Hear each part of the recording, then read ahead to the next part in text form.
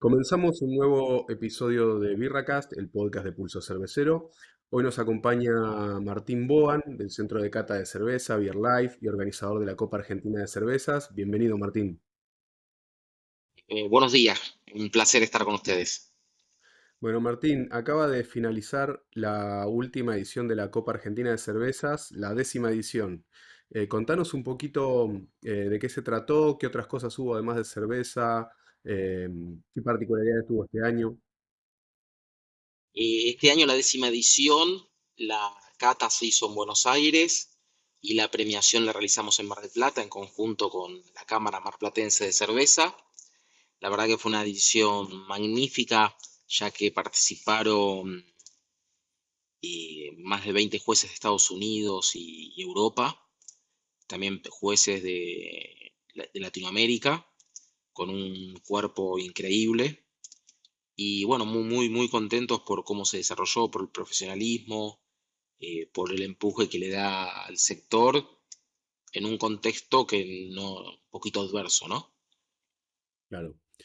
Además de cerveza, tuvieron también la Copa de Gin, ¿no? Que se viene haciendo ya hace un tiempito. Sí, la quinta edición de la Copa Argentina de Destilados se realizó también con jueces internacionales y un muy buen plantel de jueces de Argentina. La verdad que una hermosa edición. Ya estamos proyectando para el 2026, donde este año participaron más vermú, obviamente el gin es el actor principal, un poquito de whisky, algunos bebidas listas para beber, y la verdad que bien, porque eso le permite al productor local saber en qué nivel está de calidad o cómo tiene que mejorar una receta, cómo está posicionando su producto, y sobre todo tanto en destilados como en cerveza, el objetivo siempre es empujar las pymes, ¿no? Las Claro. empresas. Claro. Hay un overlap también, ¿no?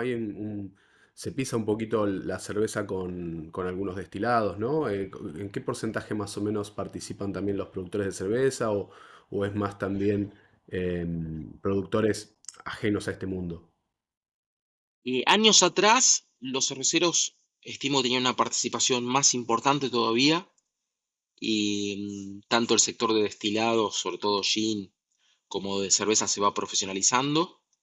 Hoy cerveceros que han participado en la Copa de Destilados son arriba de un 20-25%. Claro. Bueno, y llegamos también a la 10ª edición, ¿no? 10 años de organizar la Copa. ¿Qué sentiste vos al momento de organizar esta edición? ¿Fue algo especial para vos? Y contanos qué particularidad, viendo, digamos, en perspectiva todos estos años, em, ¿qué destacas de esta última edición? Y lo lindo de esta edición, como te comentaba, que ya tenemos un reconocimiento desde Estados Unidos increíble.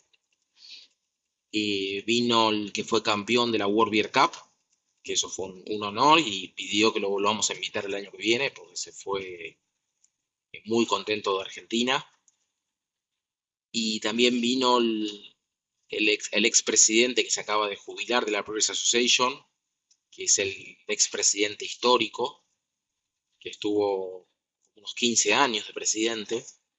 La verdad que también él ya tenía muy buenas referencias de Argentina, nuestra, del campeonato, pero se fue maravillado y de una charla en Mar del Plata de mercado, la verdad que muy buena, muy interesante. Y eso es lo que más nos pone orgullosos, que los jueces de Estados Unidos nos piden que los invitemos. Claro. Y volviendo un poco a esta perspectiva histórica, ¿no? Vos sos una persona ya muy conocida en el sector, pero para alguien que está escuchando este podcast, quizás si es un aficionado y no conoce mucho, contanos vos cómo comenzaste en el mundo de la cerveza, cuáles fueron tus primeros pasos, cómo te acercaste al mundo de la cerveza artesanal. Bueno, yo estoy a pasitos de cumplir 30 años en el mundo de la cerveza. O sea, por eso mi frase es: mi vida es una birra y la tuya. Es parte de mi vida.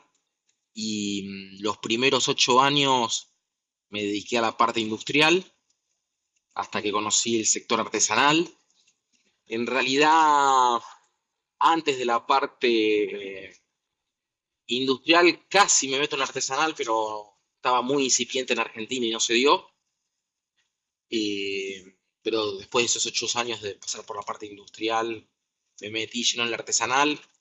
En ese momento el mercado no llegaba al 0,1%, era extremadamente pequeño, y nos metimos de lleno a desarrollarlo profesionalmente, desde las capacitaciones, desde los cursos, desde la enseñanza, vendiendo insumos, y hasta que un momento vinieron referentes de Estados Unidos y nos dijeron, si ustedes quieren, no solo en Argentina, sino eh,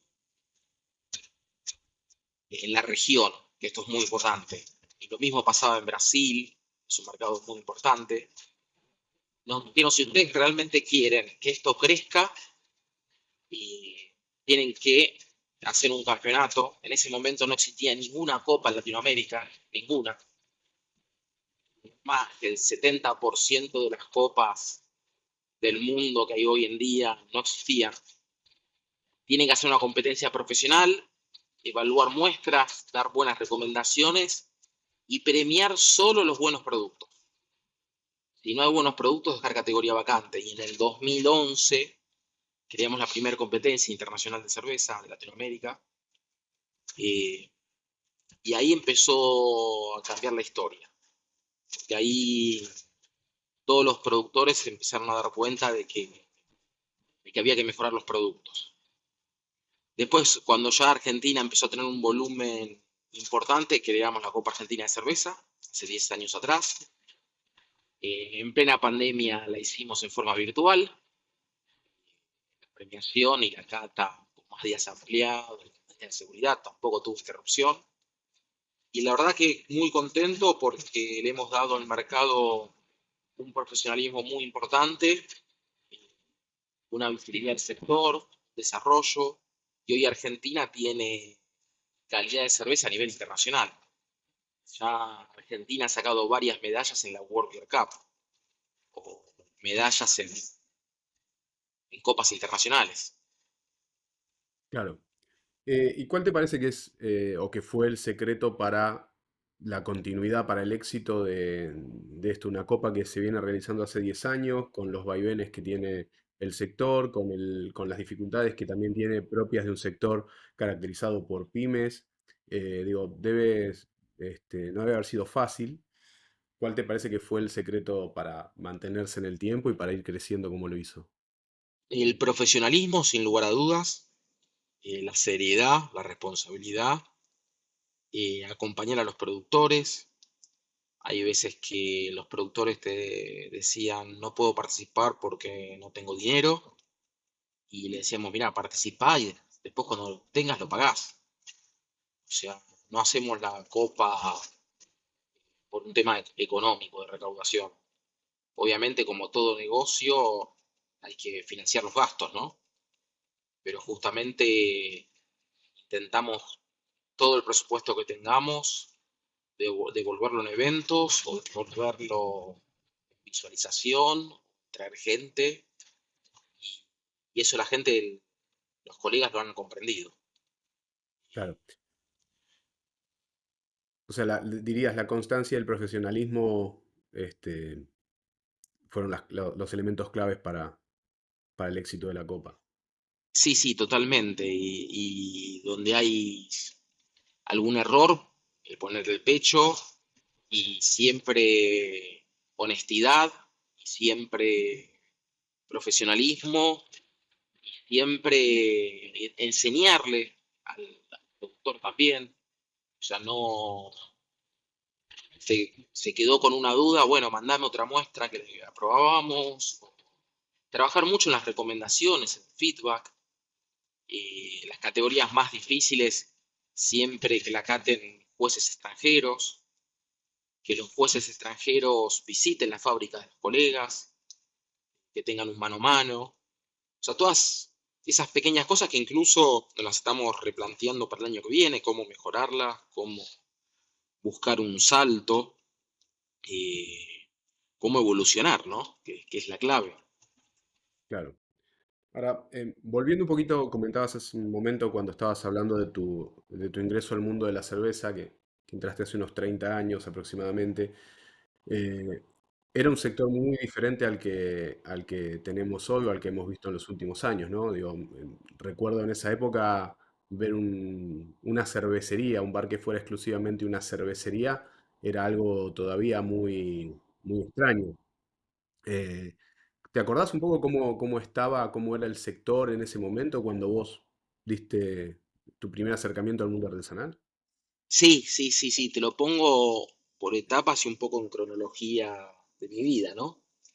Em, yo ingreso al mundo en el 97, 96, el 96 con Menem, y te diría que del 96 al 2006 la cerveza artesanal no figuraba, no existía, era, sobre todo los últimos, esos años, eran casos muy, muy puntuales, era netamente industrial la cerveza, dentro de las industriales la clásica lager, y había muy poca cerveza importada, empezó a haber un movimiento, un boom de homebrewers para hacer estilos de cerveza que no se conseguían, sobre todo cervezas inglesas. En esa época, lo poco que había de cerveza, tanto en Argentina como en otros países, el lúpulo no tenía tanto protagonismo como lo tiene hoy. 2006 al 2010, el sector despacito se empezó a despertar. Ahí empiezan, diría que ya en el 2010, a nacer algún bar cervecero y ya empieza a tener otra impronta, empiezan a aparecer fábricas ya interesantes, incluso con taproom, se empiezan a abrir las fábricas. Del 2010 al 2013 se acrecentó ese crecimiento y te diría que del 2013 al 2018 vino un boom que yo recuerdo en la South Beer Cup que hicimos en 2015 en Mar del Plata.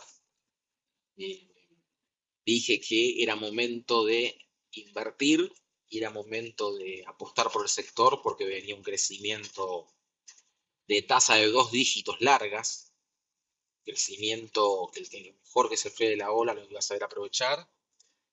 Y sí, 2014, 2015, 16, 17, 18 fueron años dorados donde lo que vos tenías se vendía y había que producir a pleno.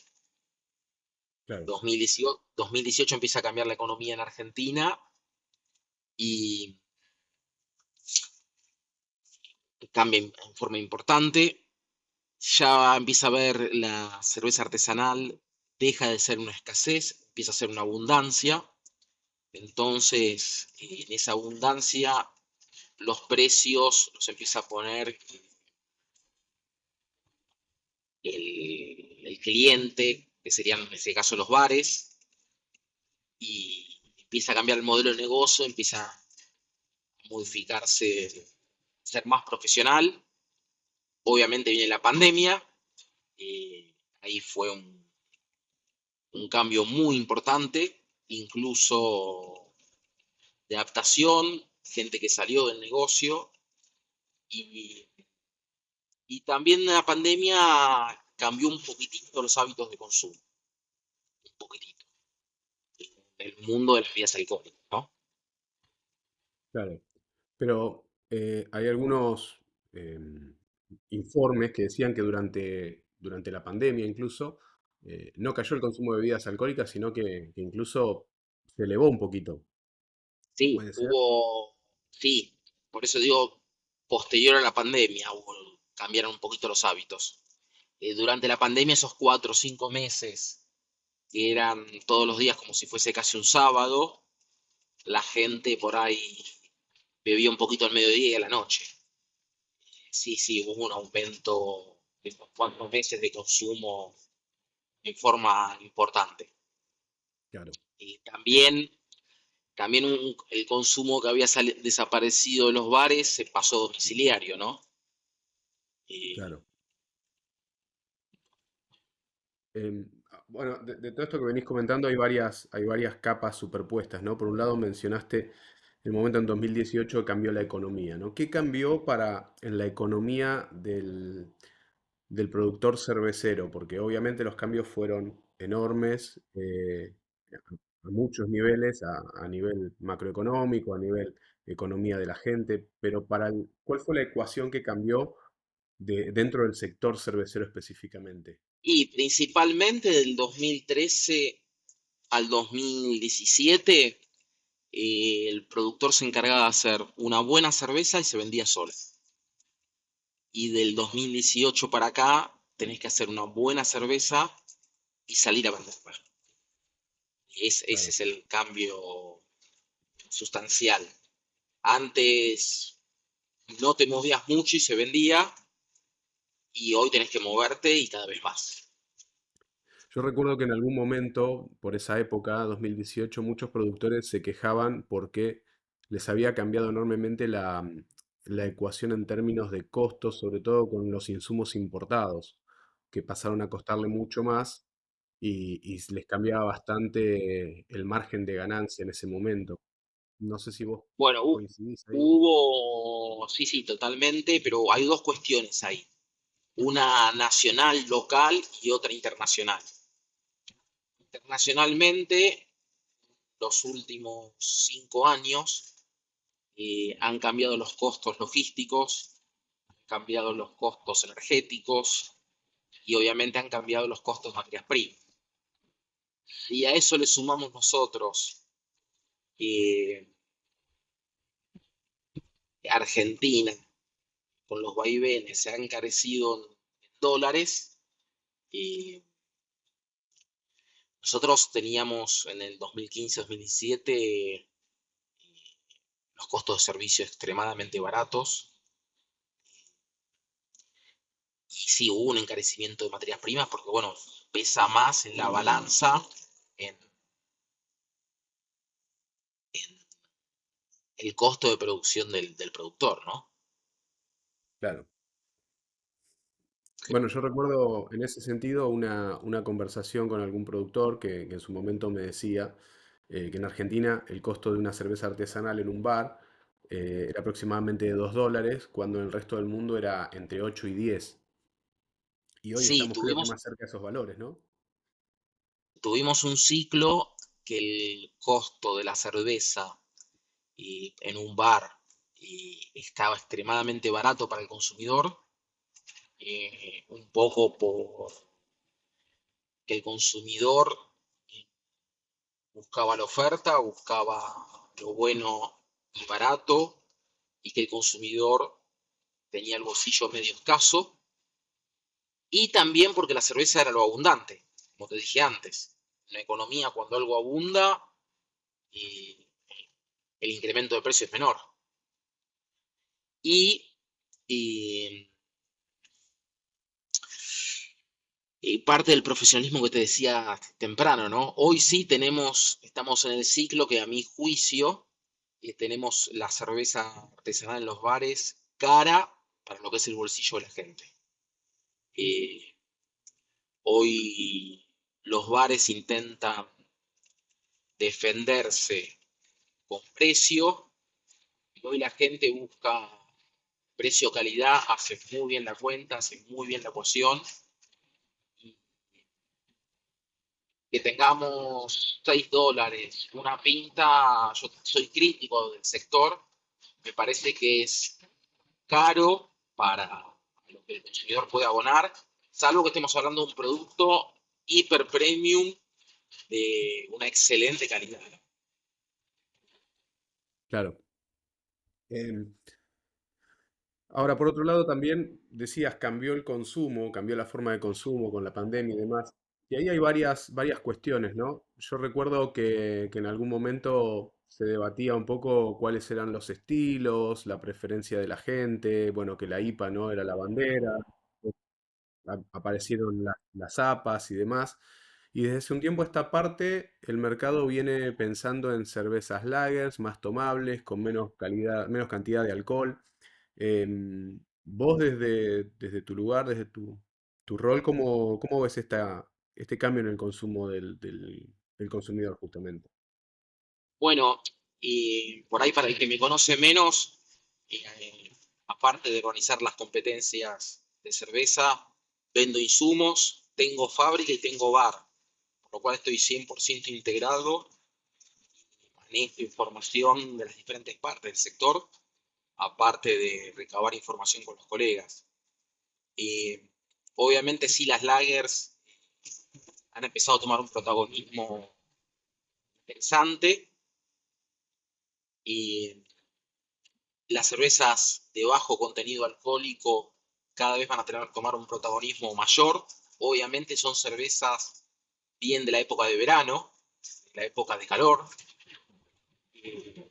no tanto de invierno. Y, y el sector lupulado siempre sigue estando firme.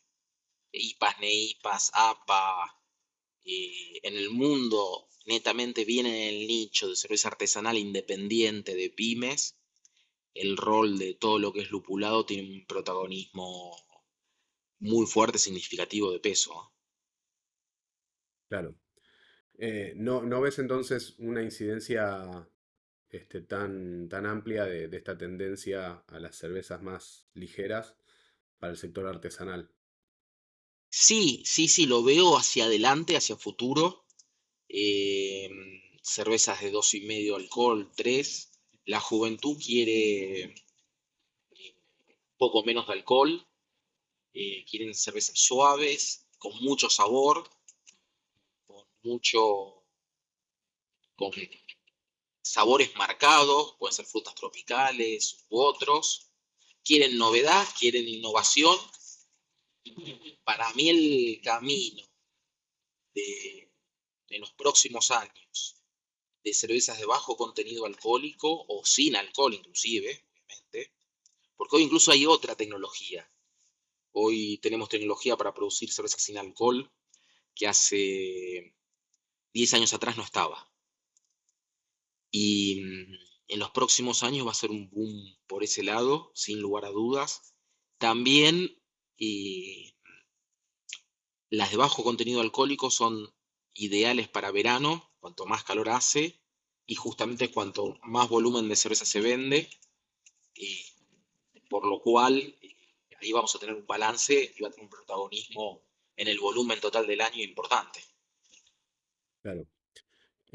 ¿Te parece que el último año o 2 años, cómo evolucionó el mercado? ¿Lo ves? Decías que por ahí había un poquito más de desafíos hoy desde el lado de los clientes bares. ¿Cómo lo ves? Bien, y hay grandes desafíos por delante, importantes, desde el punto de vista tecnológico, desde el punto de vista de comunicación, de responsabilidad social, eh, parte ecológica y de hablarle sobre todo al sector joven, a la juventud. Y obviamente veo un mercado que el que no se profesionaliza, el que no cambia, va a quedar chiquito o va a desaparecer. Y soy optimista para los próximos años. Y la cerveza es una bebida bien social, es una bebida 100% natural, que no es un tema menor. Es una bebida que tiene muchas virtudes desde el punto de vista de salud. Tiene vitaminas, aminoácidos, antioxidantes. Obviamente tiene el factor alcohol que está discutido a nivel mundial y por eso las cervezas sin alcohol y las cervezas de bajo contenido alcohólico con el correr de los años van a tener cada vez más protagonismo, ¿no? Y tenemos que aprender a comunicar más, mejor, que la gente disfrute las cervezas en diferentes contextos sociales y que también tome con responsabilidad, ¿no? Claro. Em, y en cuanto a los productores, ¿ves que hubo una consolidación de alguna manera en el último tiempo? ¿O ves que sigue creciendo a nivel, digo, más a nivel profesional, ¿no? No tanto el homebrewer Sí, casero a sí mismo. sí, sí, sí. Está excelente tu pregunta, está muy buena. Hay una consolidación de productores que se agrupan dentro de la misma fábrica, no solo en Argentina, también está sucediendo en Estados Unidos. Hace poco hubo una noticia de dos fábricas que eran competencia, se juntaron para bajar costos y ser más competitivos. Esta es una tendencia que en la última década se viene viendo no solo en Argentina, también en Brasil, en la región, y, y pasa por parte de ese profesionalismo que te vengo hablando, contando, ¿no? Eh, Hoy, más en la economía actual que tenemos en Argentina, el tema de costos manda, y te vuelvo a insistir, hay que tener un muy buen producto, pero también con un precio adecuado, ¿no? Si podés tener un muy buen producto, pero te vas extremadamente arriba en precio y te vas a quedar en algo de muy, muy de nicho. Claro. Em, bueno, ya para ir cerrando un poquito, vamos a tratar de meter dos preguntas en una. Me gustaría que me enfoques un poquito más en tu perspectiva del consumidor, ¿no? Me comentaste un poquito recién sobre las preferencias y demás. Eh, pero bueno, digamos, ¿cómo se tienen que preparar los productores eh, para este nuevo consumidor? O sea, sobre todo pensando en el corto plazo, ¿no? Digamos, para esta temporada, para la otra, qué es lo que se viene, y a nivel general un poco lo que ves del mercado. Sí, primero cada productor tiene que conocer muy bien qué tipo de consumidores tiene, que eso es clave. Hoy no se puede generalizar o englobar a un solo consumidor una tendencia única. ¿Por qué? La gente de 20, 25 años piensa muy diferente a una persona de 40, 45. No solo piensa, vive y tiene hábitos muy diferentes. No digo ni mejores ni peores, sino distintos. Eh, Cada uno es feliz viviendo su vida. Y dentro del mismo rango etario, por ahí tenés diferentes, si lo querés segmentar, por clase social, que también tienen diferentes hábitos de consumo. Eh, Tenés jóvenes que no consumen alcohol y tenés muchos jóvenes que consumen alcohol de forma responsable, moderada, porque vos hoy tenés cuidado no solo de tu núcleo familiar, sino un cuidado de las redes sociales. Y no solo. Y una responsabilidad en el conducir, en el manejo vial, ¿no? Que por ahí 15 años atrás no era tan importante. Entonces,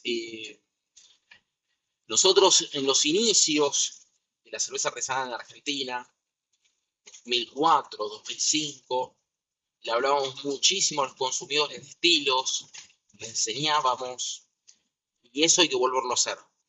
Durante años nos hemos dormido, nos hemos quedado en una posición cómoda, total vendemos, y sobre todo y con las redes y con la comunicación, el consumidor quiere aprender, el consumidor quiere, eh, sobre todo, aprender y disfrutar. Estaba ayer leyendo una... Yo estudio mucho el mercado del vino en Argentina, hago similitudes, semejanzas, traigo a aprender de otros mercados del alcohol. Muy importante en Argentina es el vino. Y habían hecho una encuesta de gente de 20 a 28 años. Obviamente en el vino, al tener más contenido alcohólico, es más agravado e importante el tema. Y solamente de esa encuesta, un 3% mencionaba la variedad Malbec. Eso fue lo que más me impactó, que es la variedad ícono de Argentina, ¿no? O sea, fíjate, el sector del vino, según estos datos, según esta referencia, no, no está en el radar de comunicación de los jóvenes, porque si los jóvenes no mencionan Malbec, es lo mismo que si a mí un joven no me menciona la IPA, mercado de cerveza artesanal, me recontra preocuparía. Entonces creo que hay que volver a ese momento de los inicios de la cerveza artesanal, incluso en la región, no solo en Argentina, de volver a enseñar, volver a comunicar, volver a informar al consumidor que tranquilamente puede haber una cerveza con orégano, con albahaca, con chocolate, eh, con enebro también, o sea, con canela. O sea, que la cerveza es un producto 100% natural, que la cerveza es el arte de hacer una muy buena comida y que ahí tiene muchísimas aristas para evolucionar, para crecer, para hacer al consumidor que descubra nuevos sabores, ¿no? Claro. Y entonces, la última parte de la pregunta, como para cerrar, cómo prevés esta próxima temporada, primavera-verano, para la cerveza artesanal argentina?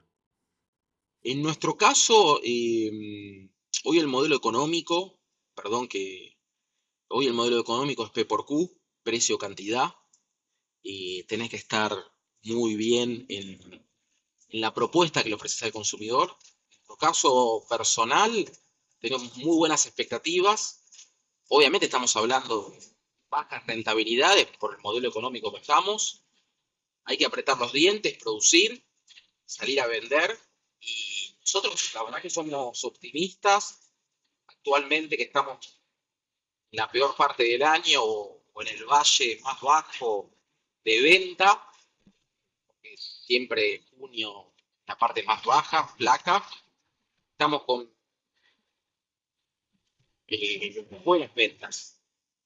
Me gustaría tener mejores ventas, pero si a primavera-verano soy totalmente optimista, ¿no?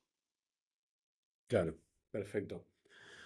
Bueno, Martín, muchas gracias por el tiempo y por acompañarnos y bueno, esperamos poder volver a hablar con vos pronto. Un placer, cuando quieran compartir una cerveza y seguimos dialogando de este fascinante mundo.